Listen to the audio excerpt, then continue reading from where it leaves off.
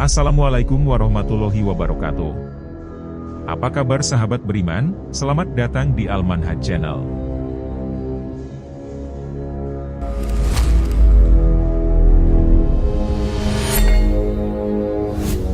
Sahabat Al-Manhaj, dalam aliran waktu yang terus berjalan, manusia seringkali merenungkan arti dan tujuan hidupnya. Begitu pula dengan Muhammad Qasim, seorang pemuda Pakistan yang telah mengguncangkan dunia, dengan serangkaian mimpi yang menggambarkan masa depan yang suram. Namun, yang lebih mengejutkan lagi, mimpi-mimpi Muhammad Qasim kini mulai terbukti satu persatu. Yang merujuk pada peristiwa-peristiwa akhir zaman yang mengerikan. Lantas, apa saja mimpi-mimpi Muhammad Qasim yang telah terbukti saat ini? Untuk mengetahui lebih lanjut, simak video ini hingga akhir. Pernyataan mengejutkan, Perdana Menteri Pakistan. Salah satu bukti adalah kutipan kata-kata Perdana Menteri Pakistan, Imran Khan, pada 7 Maret 2022. Yaitu saat menolak bujukan Presiden Amerika Serikat Joe Biden, untuk ikut mengutuk dan memberi sanksi bagi Rusia yang menyerang Ukraina. "Aku bukan budakmu," itulah kata-kata yang terlontar dari Imran Khan. Yang secara persis sudah diungkapkan oleh Muhammad Qasim 2018 yang lalu.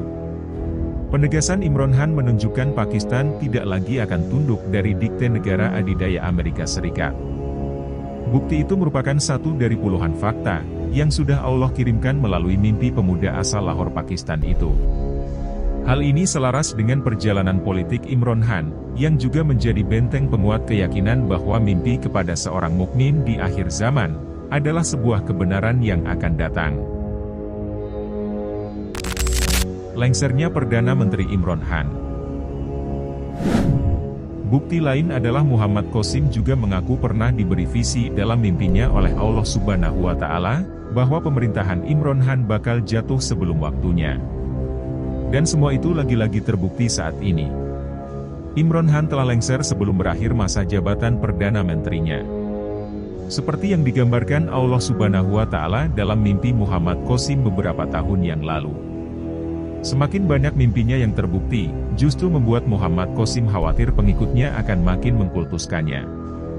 Sehingga dia menegaskan bahwa dia bukanlah calon Imam Mahdi, seperti yang dipercaya sebagian besar Muslim dalam kelompok gerakan akhir zaman, yaitu Gaza.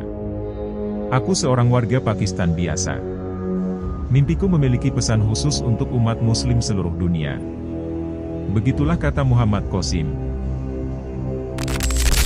Mimpi Muhammad Qasim, tentang Perang Dunia Ketiga. Dalam mimpinya di tahun 2017, Muhammad Qasim melihat kekacauan terjadi di Pakistan.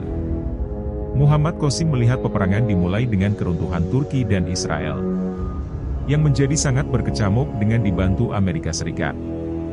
Ketika Rusia mengetahui hal ini, juga segera membentuk persekutuan dan aktif untuk menguasai wilayah di Timur Tengah. Dengan demikian Perang Dunia Ketiga dimulai. India yang bersekutu dengan Israel menyerang Pakistan. Namun, Pakistan berhasil memenangi peperangan dan menguasai India. Setelah itu, Pakistan bersama sekutunya dari Malaysia dan Indonesia, turut dalam peperangan di Timur Tengah. Selanjutnya, Pakistan berhasil mengalahkan negara adidaya seperti Amerika Serikat dan Rusia. Kemudian, Pakistan mendapat kendali penuh atas Timur Tengah dan negara-negara Arab. Semua wilayah ini menjadi bagian dari Pakistan dan mereka mulai membangun kembali wilayah-wilayah tersebut. Kedamaian di seluruh dunia akhirnya tersebar merata setelah melalui perang yang dahsyat itu. Nubuah Rasulullah, tentang Ghazwatul Hind. Mimpi Muhammad Qasim bisa diibaratkan sebagai panduan bagi umat Muslim dalam menghadapi akhir zaman. Ia menggambarkan perjuangan melawan ketidakadilan dan pusat kebangkitan Islam. Karena itu, banyak mimpinya memberikan petunjuk mengenai apa yang terjadi di Pakistan. Sebagai contoh, terkait dengan aliansi antara Amerika Serikat, Israel, dan India. Aliansi ini memungkinkan India untuk semakin menindas umat Muslim di negaranya. Tiga negara tersebut juga mendorong India untuk lebih menekan Pakistan. Bahkan dalam mimpi Muhammad Qasim, India akhirnya menyerang Pakistan. Serangan India ini terjadi saat Pakistan lemah, dan telah disebutkan dalam mimpi. Hal ini sejalan dengan hadis Nabi Muhammad SAW yang telah dinubuahkan 14 abad yang lalu. Hadis tersebut memprediksi terjadinya Ghazwatul Hind, yaitu perang suci melawan India. Dalam bahasa Arab, Ghazwa adalah perang besar yang selalu dipimpin oleh Nabi Muhammad SAW.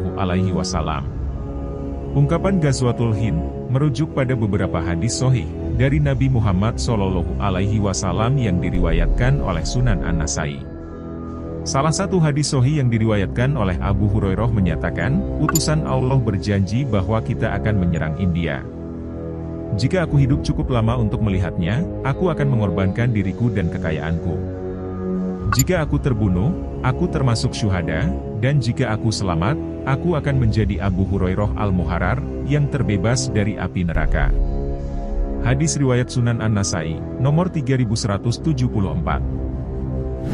Ketua Gaza Diki Chandra Purnama menegaskan bahwa setelah lebih dari 5 tahun meneliti mimpi Muhammad Qasim, tidak ada yang bertentangan dengan Al-Quran dan hadis.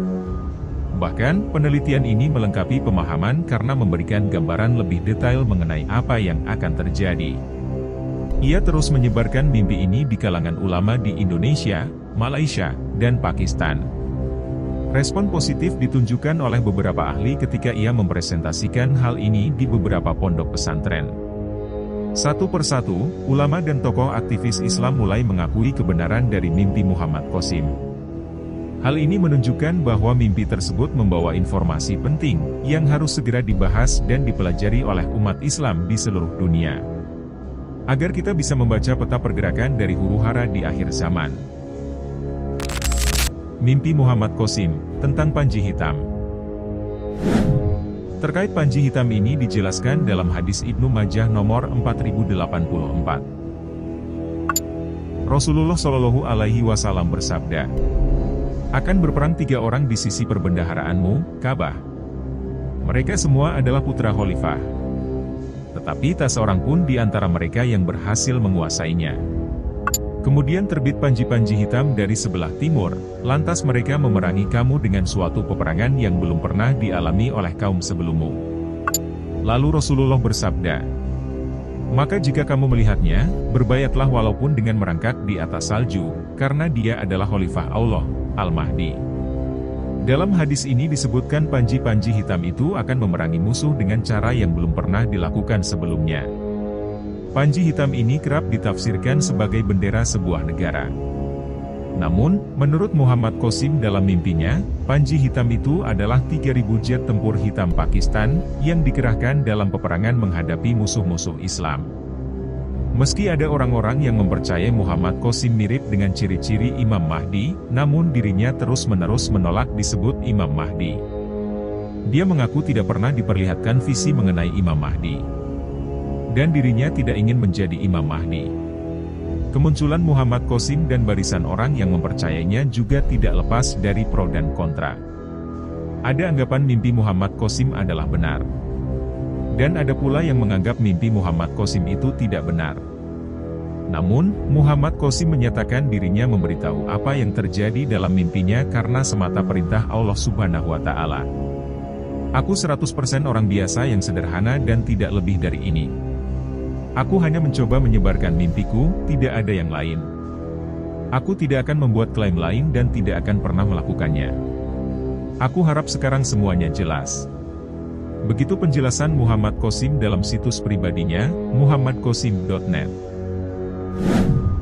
Sahabat Al-Manhaj, dalam renungan kita tentang berbagai tanda akhir zaman yang diuraikan dalam mimpi Muhammad Qasim, kita diingatkan akan kebijaksanaan Allah yang mengungkapkan rahasianya tentang akhir zaman. Melalui perjalanan hidup Muhammad Qasim, kita mendapati bukti nyata tentang kemungkinan munculnya pertanda-pertanda akhir zaman dalam realitas kita.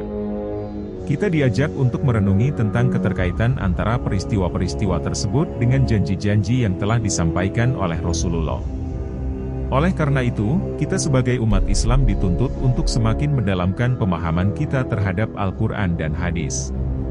Semua ini mengingatkan kita bahwa hari kiamat adalah kebenaran yang pasti, dan kita harus bersiap diri dengan ketaatan kepadanya, serta meningkatkan kebaikan dalam kehidupan kita. Menyikapi masa depan yang mungkin penuh dengan ujian dan cobaan, marilah kita menjadikan pengingat tentang akhir zaman sebagai dorongan untuk lebih mendekatkan diri kepadanya. Jadikan setiap perbuatan sebagai amal yang mempersiapkan kita menghadapinya. Ingatlah, bahwa Allah Maha Pengasih dan Penyayang, dan dengan mengikuti ajarannya, kita dapat menemukan ketenangan dan keberkahan dalam segala situasi.